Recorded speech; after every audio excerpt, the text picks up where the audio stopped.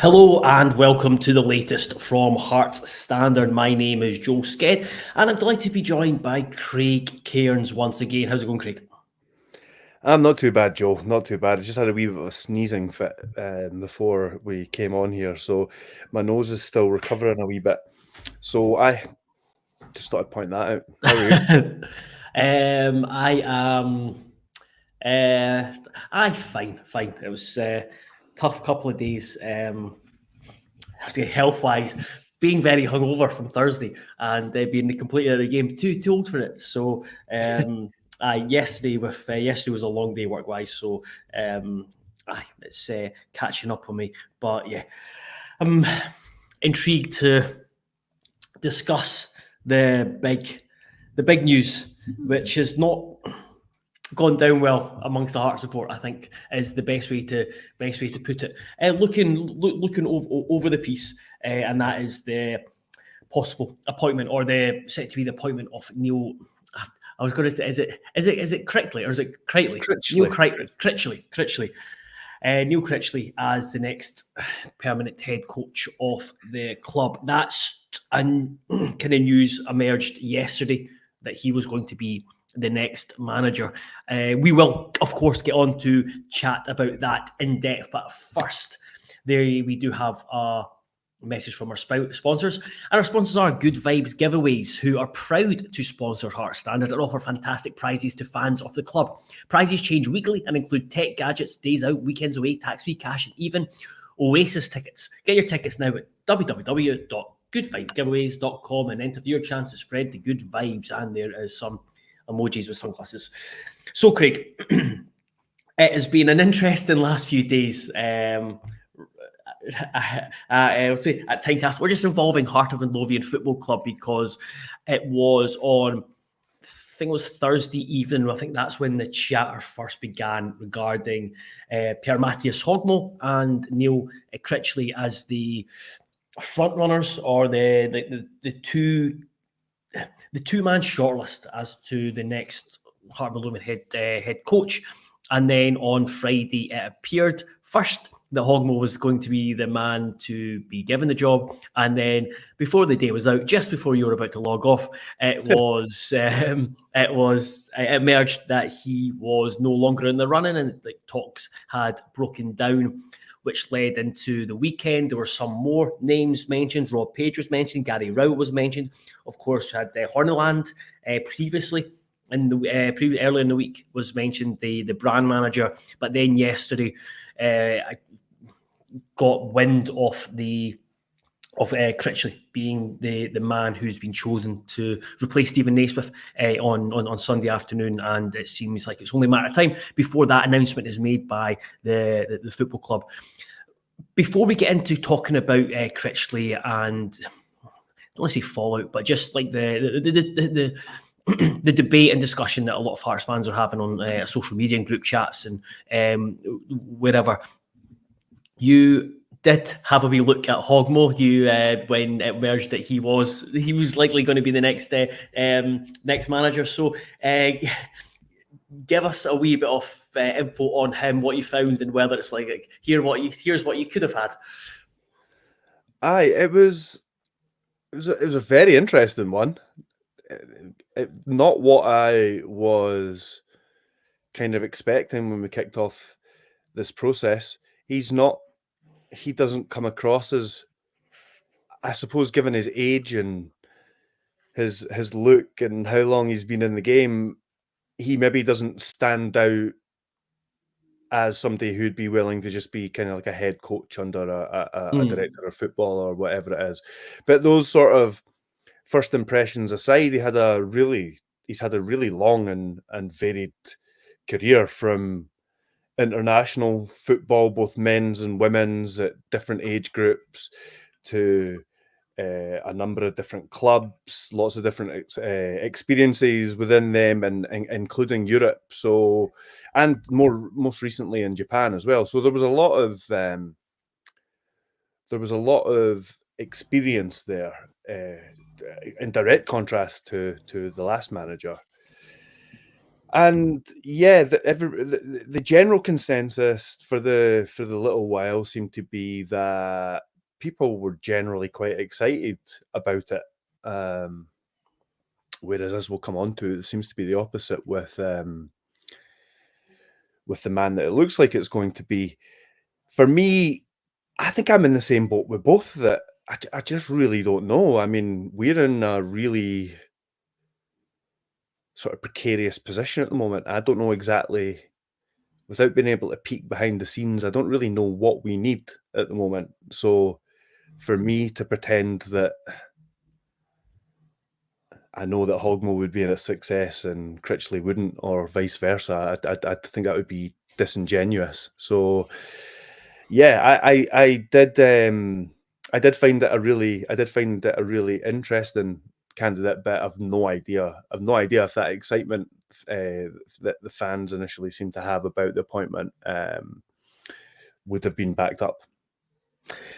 Yeah, it's I was out of the game on Friday, so it was very much on you, and I didn't get the chance. I didn't even get the chance to have a in-depth look at him and make up an opinion on it. So, but it does seem that from what I believe that like wasn't like a massive mistake from the board, that he went through the interview process, did a presentation, and impressed, and it seemed like the deal got really far, and then he just basically pulled the plug on it. There's been chat about potentially Djurgårdens in Sweden as an option for him. So it'll be interesting to see how that pans out, and if he speaks about it, and also when we get the chance to imagine when the next manager's introduced, we'll get a chance to speak to McKinley about it as well, or someone from the club as well. So while there will be a new manager in total, it'll be interesting to ask about how that kind of materialised. And there's obviously people mentioning the fact that it looks like Critchley is the second choice. Again, we'll find that out. So we'll move on to talk about Neil Critchley, and there's loads of comments already. So I'll read some out, and then we'll probably answer, rather than go through and answer each one, we'll probably answer it just as we talk. Scott Alexander, I am underwhelmed by his appointment. We'll give him a chance to prove me wrong. Rory Cunningham, fans tearing into him already. He's a manager at our level. What do we expect? Mr. Maug, this is a disaster appointment. Might as well have kept Naismith from the job. Critchley's 3-5-2 passive approach isn't what we need. Just because he played one of the two most popular formations in world football for a spell doesn't mean that mean he's tied to it for his entire career, or there's not nuances within that, or there weren't circumstances around why he had to play that formation. It's just, I mean, he played 4-3-3 when he was a Liverpool under-23s manager. It's like so yeah, we'll come on to talk about that, because that's something that's and you're right. It's like this again. Damon says as well. This appointment gives me the fear his preferred formation of the three at the back, which is apparently quite stubborn, which I feel does not suit us. I don't think his preferred formation is three at back. We'll come on to talk about the kind of his view on his philosophy on formations. DW says, really an awful appointment. Graham says, I really hope he does well, but his record is a big concern, and it doesn't appear he was first choice. G makes a good point. What similarities do Hogmo and Critchley have, so that they're both top of the list? Does it work like that? And Ben says, I'd love to welcome the new guy and give him a chance, but I cannot ignore how we've completely butchered us signing a much better manager because of our club's power struggle. Go back to one of the ones there a second ago. I think one of the criteria, and this is just my speculation, but one of the criteria was a track record of improving teams. And I think both fall into that category. I think one maybe has a lot more. There's a lot more evidence there to assess for one than for the other, but that was one of the criteria, and that seems to be what both of them meet, regardless of Critchley's recent stints in management. I think he does at least have some level of improving teams. He was well thought of for his first spell at Blackpool, and kind of soured that a bit by how he left and then went back. And I don't know, he took a team that was in a bit of a lull, really, in League One, and he overachieved to take them up to the Championship, and then he overachieved again to keep them there. So there's definitely I don't know whether I'm skipping ahead to and covering loads of different points here, but I think that I think Hearts probably want the next manager as well to be somebody who has a focus on youth, and because I think that's going to be a big part of, if we go ahead with this investment and stuff, a big part of that is going to be developing talent. Some of that's bringing it in and developing it and selling it. Some of it's developing your own from your academy. And he's got recent experience of working in one of the best academies in world football and almost won the under-23s league there. I know that's a completely different type of competition, and it's like more of a focus on development than there is on actually titles and honours and all that kind of stuff. But again, there's boxes there that he ticks. I think it is worrying what he's been up to in management recently. But Blackpool are a team that are kind of firefighting a bit to an extent because they're investing quite a lot off the pitch and training grounds and things like that. And QPR have been a basket case with managers for as long as I can remember. So I don't know how much we can read into that. That said, I think he's on record. I think he has like the worst record ever as a QPR manager, although it's only like 12 games or something like that. So yeah, I think in terms of what they were looking for in a manager was someone who has experience of improving teams, someone who has experience of working with younger players or developing players, which he has with, as you said, Blackpool. So you go back, he retired very young, and then he went into Crewe Alexandra, and then he spent 6.5, nearly 7 years at Liverpool. Another great academy. That's what I meant to add to what I was saying. Yeah, that's another argument for like working with developing young players. So he spent 6.5 years at Liverpool. We worked closely with Brendan Rodgers, closely with Jurgen Klopp, and helped develop the likes of Trent Alexander-Arnold. And then he got the opportunity to go Blackpool. And like you said, he did really well at Blackpool in his first stint. He got them promoted, and then he kept them in the Championship. And it was there when he got them promoted that he played this is probably more in keeping with kind of what we've seen over the last 12 months. He wasn't wedded to one formation, and you weren't too sure. Like, fans were always kept kind of second guessing as to what Blackpool team were going to turn up in terms of formation and personnel. And then they were successful. He went then to join Steven Gerrard at Aston Villa as a backroom coach, and then he went down to QPR, where he was it wasn't great, but doing also, some research. Carry on. Doing some research into QPR is that I think all QPR fans agreed that he was probably just the wrong appointment, and it was probably right to move him on. But just because he was too similar to Michael Beale, who he replaced, and it kind of just continued that downward trajectory until they changed it, and then he went back to Blackpool, and fine, but it wasn't nearly as successful as his first stint. People seem to be taking what I'm saying as if I'm saying that all he's going to do is develop youth. That's not what I said. I said there was like a couple of different things that I knew that the club were looking for in a candidate, and one of them was improving a first team, and the other thing was developing youth.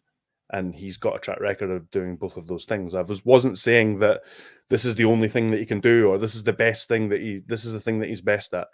So only a few years ago, he was considered one of the top coaches in England, one of a select few that was invited onto an elite training course.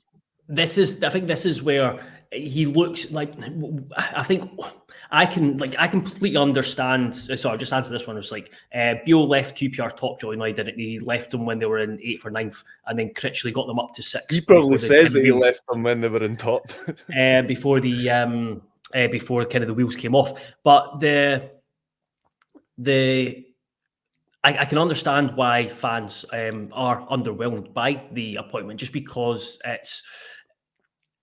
fans will naturally look at the fact that it's like as soon as the analytics and Tony Bloom came on board, that I think they were looking for a sexier appointment, and I don't think Critchley falls into this. He's managed in lower leagues England. He's not managed a club. So, well, he's worked at Liverpool, but he's not managed a team where the pressure and the scrutiny is as intense as at Tynecastle. And I think that'll be really interesting to see. What's so sexy about Hogmo then compared to Critchley? What's so sexy about Hogmo? Because he's foreign. I don't get why one is so everybody gets excited about and one everybody hates.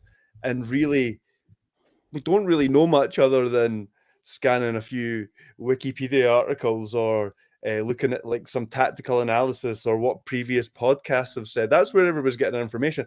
Now, we have supposedly used Jamestown Analytics for this. You think they're just using the information that everybody else can just scan off the internet? I don't think so. I'm not saying that this is 100% going to work. I don't get the everybody throwing the toys out the pram and saying it's a disaster before anything's happened yet. I think I think there's two different managers. Critchley took Blackpool, unfancied in League One, to a playoff final and promoted them. I mean, I'm just a much shorter career as well.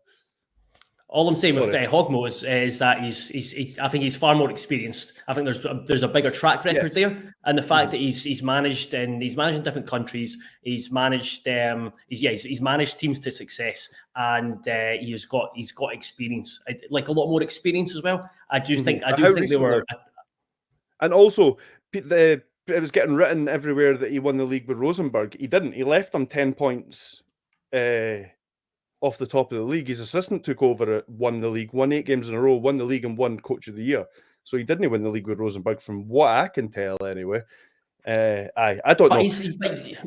All I'm making the point is I can completely understand why Hearts fans, I can see the difference between the two. That Hogmo has managed more games, maybe 3 times as many games as Critchley has. He's managed in different kind of different leagues, managed in different countries. And I think that's a good point. Alexander says, "Sorry guys, we're going to stop talking about Hogmo. Totally irrelevant. You direct us move on." Which we will. We'll talk about Critchley, and it's. I look at him and he wouldn't be my first choice. That's what I'm saying, and I'm slightly underwhelmed by him. I thought there would be a bigger track record. Bigger track record there, but this isn't me going to say he's a disaster. And I think that's where you have to separate it. Is that you can be maybe underwhelmed, but then to just naturally write him off, I think that's a bit harsh. Yeah, definitely. I think there's enough there to think that. I think people are allowed to, and I think we're not very good at this in Britain, but I think people are allowed to do well, fail, and then get back on the horse and do well again. I don't know. I don't know why we're so quick to write people off sometimes. I mean, you mentioned Trent Alexander-Arnold earlier. Players like him and Harvey Elliott speak highly of this guy and say they played a big part in his development. I agree with you that I can understand people being underwhelmed.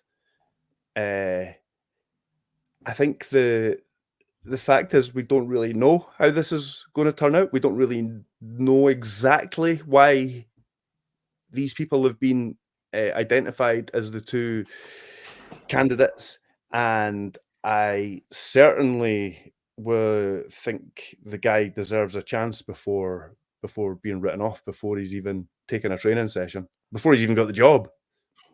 Yeah, absolutely. That leads me on to a question that Dave asked. Question, lads.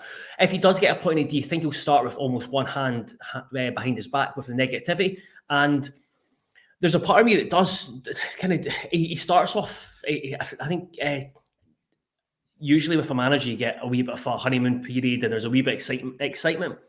I feel sorry for him because I don't think he gets that. I think because he. I think he'd struggle to get it anyway, but if there wasn't just a lot of kind of suspicion around it, just because the team are bottom of the league, you mentioned it earlier on, they're in a really difficult situation, bottom of the league, and then it's not as if he comes into an easy run of games. It's quite intense run of games, so he doesn't have a lot of time on the training ground. Got St Mirren at home, and then European match, and then Easter Road. Easter Road, you know how much Hearts fans value the derby, and like, just if you just know how perception happens. If it went wrong there, then is like on the back foot immediately. So yeah, this is where I do feel I have a lot of sympathy for him with just with the negative aspect of it. He also seems to start very poorly. Even when he did well at Blackpool, he started poorly. He can't remember exactly the stat, but like the first 8 to 10 games or something didn't go very well.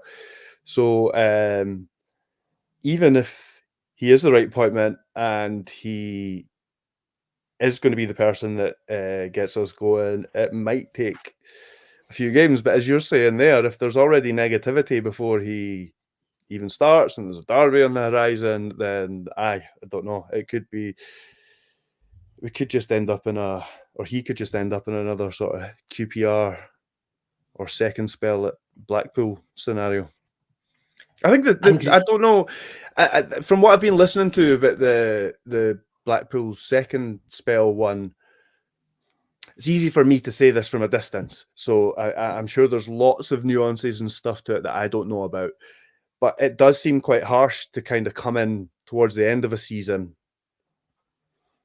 and then only get 2 games into the next season. Now, again, from what I could see, I didn't see many Blackpool fans that were peddling that line at the time. So there was lots of people that were most were glad to see the back of him.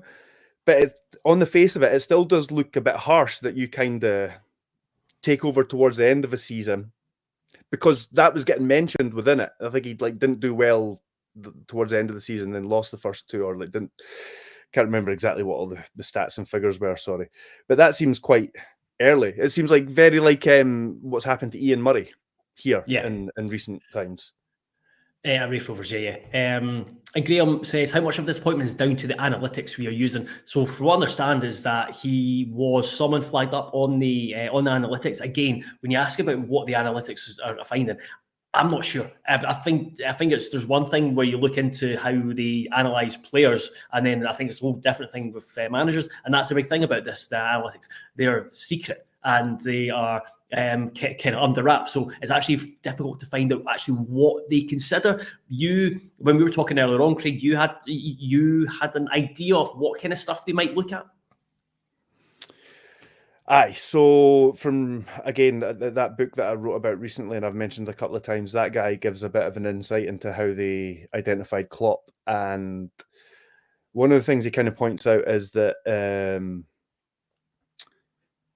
the final season at Dortmund was a bit of a disaster. I think they were kind of like flirting with the relegation zone for most of the season, and then they ended up finishing like somewhere between 7th and 9th or something like that after like great run of success.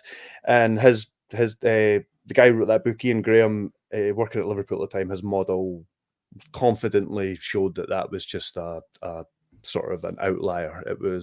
They were performing well above what their results were getting. And so they will look at things like those kind of underlying stats, really. I mean, there's a few that I've started reading another book at the moment called Ex Genius by James Tippett, and just by reading the introductory paragraph and a few paragraphs in, he talked about a couple of metrics that I've never even heard of before. So I can't even remember the name of one of them that he said. So I'm interested to get to that. But yeah, they'll look at things like expected goals for and against, and whether they're under or overperforming them. And then they'll look at how their teams play and their styles of play and things like that. And that's all assessed by things like on-ball value, which I kind of like briefly described. Although Stats1 call it on-ball value. Ludonautica, which is Ian Graham's, the guy that was at Liverpool's company, they call it possession value. So it's like This is because all these kind of models and stuff have been like independently, they make them up themselves basically. So that's why they have like different terms for pretty much the same thing. And like I say, on-ball value just kind of like takes the, it's not something I fully understand, but I get the gist of it. Kind of just, it just kind of like totals all the actions on the pitch, and every action kind of has a sort of positive or negative value depending on how much it leads to the creation of a chance or a concession of a chance or whatever. And yeah, so they use all these things and lots of other more complex things that I don't even know the start of they use. And a lot of it's just kind of kept under, like you've said before, there's lots of kind of non-disclosure agreements and all these kind of things to keep a lot of what's actually in the fed into them and all that kind of stuff under wraps. And in terms of style, I know a lot of people have been talking about his system and his formations.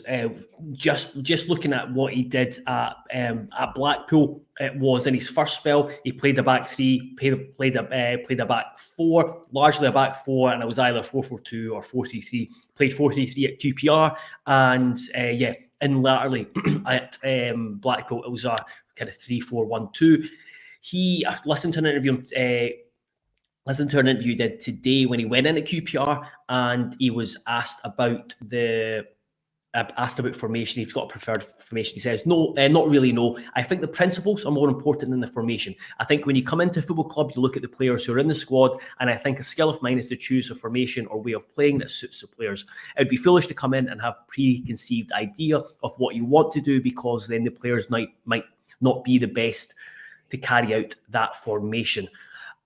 He's probably, this is one where if he takes that approach to Hearts, it's unlikely that we'll see the back three all that often, especially with we don't have the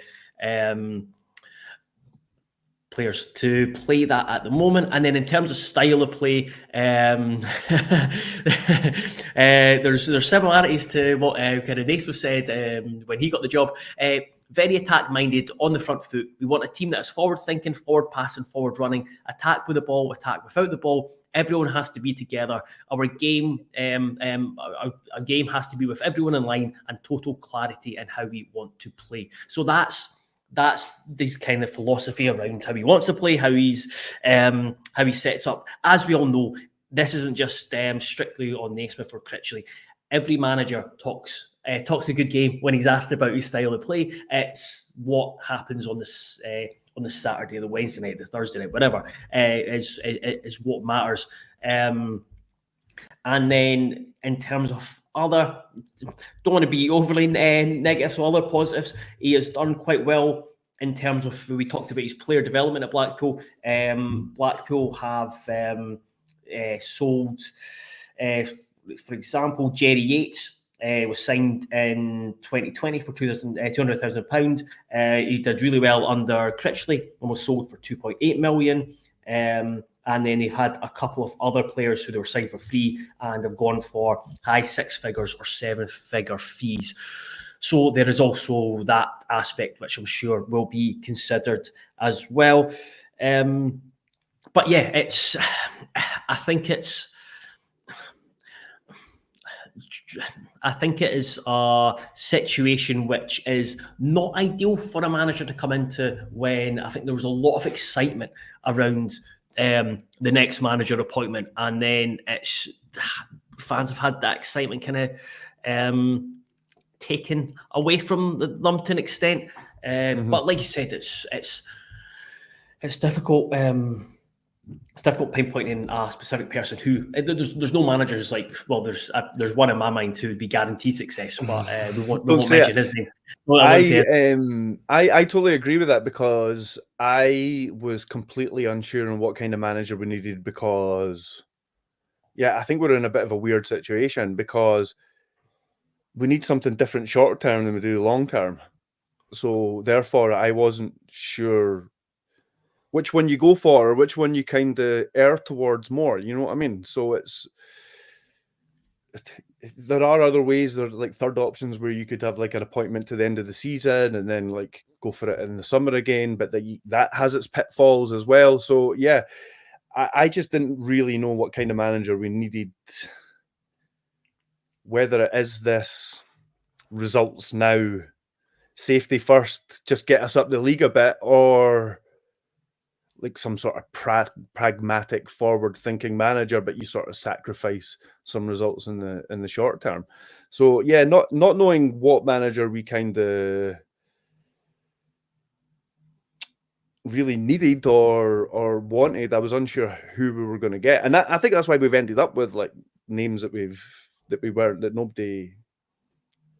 were told it was going to be nobody that kind of like appeared on the bookies list and stuff, and that turned out to be the case. To add to what you had said about style of play, from what I could tell as well, he's pragmatic where he needs to be as well, and I think sometimes overly so to his detriment. And one of the other things that really stood out was he got made fun of for how he dressed. So I'm really looking forward to the Hearts fans just transferring what they did to Steven Naismith onto Neil Critchley as well. There's because that was a big question. What will his touchline attire be? I think a it's gilet. I think it's tracksuit and a gilet, a polo shirt, joggies, and a gilet. Just to add to something that you said, I do think I've got sympathy for any manager who comes in at this time of the season or halfway through the season, because I find it so difficult, because especially usually when they come in at this stage of the season, the team are doing poor, as Hearts have been doing. So you need basically short-term results, but then you're kind of in the back of your mind thinking, right, he deserves time because he's coming into a squad that's not his, that's struggling. So it's just about kind of turning it around. But then when it does come to the next season and he's maybe had time to input his ideas, people have already started to form their own opinion off him, even though you're like, we should give him time. So yeah, it's always a very difficult period to come into. A few people have asked about his backroom staff. I'm not sure at the moment. I would imagine Garrett, I think is Garrity Mike Garrity, is Mike Garrity, that's the one. Mike Garrity is someone who he's taken with him at both QPR and Blackpool. People asking about if anyone from the club's going to be involved. I'm not sure. I'm sure we'll find out when the appointment is going to be. Dino asks, most importantly, does he have good press conference banter? I'm not sure. I think he's pretty safe. I think he goes into the Jimmy to lean mode off management's speak. So I don't think he'll give any bombastic lines. That's for sure. That's Cameron Force says. Ian Brunskill and Mike Garrity are his assistants. Certainly they were. I knew they gonna be. I was trying to figure out the other guy's name. Thank you. So yeah, it's a wee bit of a helter skelter. 30 minutes of chat around the next Hearts manager, but I think we'll get a much better idea of Critchley once we kind of spoken to him and he's done his once he has actually been appointed and then actually speaks to the press. Dave 123 asks, when can we expect the announcement? I would potentially suggest tomorrow. Would be likely, but I can't say for sure. Is there anything else worth adding, Craig, or any other questions that people might have that they want us to answer? I'm just having a quick look at my notes there. Oh yeah, one thing I think is maybe worth pointing out: the difference between Scotland and the English lower leagues. And I suppose this doesn't quite hold as true for Hearts. I mean, it's not that many weeks that we've got 2 games a week, is it? But like English lower leagues are relentless in their fixtures, and one of the reasons I'll get there eventually, don't worry. One of the reasons for Burnley and being interested in having a link up in Scotland, where they eventually did with Dundee, was that the draw with Scotland is that there's more breathing room to kind of coach players. So you can send players up, and it's not like a game on a Tuesday and a game on a Saturday, then a game on a Wednesday and a game on a Saturday. You actually have full weeks where you can train between games. So that will be something that will be different for what Appleton. Jesus, that was that was one of the guys that was his replacement. That was his replacement. It didn't last that long at Blackpool. Critchley, that's going to be something that's new for him, and who knows, that could be something that benefits him having more time on the training ground, because ultimately I think we were looking for a head coach, and it looks like that he is a bit of a more of a training ground manager than like a sort of than a manager's manager, if you see what I mean. So yeah, that could be something that works in his favour. Yeah, absolutely, and that's something that comes across. It's dragging clearly like a seal's arse now. Thanks. Cheers, mate. No, I think he's talking about the managerial appointment. I thought he was talking about us.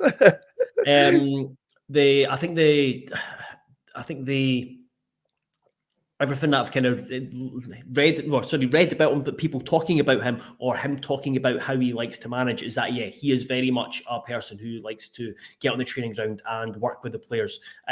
So I think he is definitely someone who fits a criteria in terms of the mold that the club will be going down, just with the analytics and how they're going to be signing players. Going to be signing, I'm guessing, quite a lot of young players. So he ticks boxes in that kind of in those areas, those parties' remit. But again, it's fans will naturally just gravitate towards how he's done elsewhere, and it's very much a mixed bag. Deadfield asks, can you think of a bigger backlash of manager at Hearts than this?